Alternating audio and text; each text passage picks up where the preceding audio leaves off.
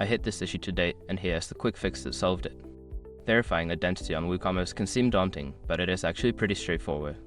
Here is how to do it step by step. Step 1. Log into your WooCommerce account. Start by accessing your WooCommerce admin dashboard. You will need to enter your credentials to get started. Step 2. Navigate to Settings.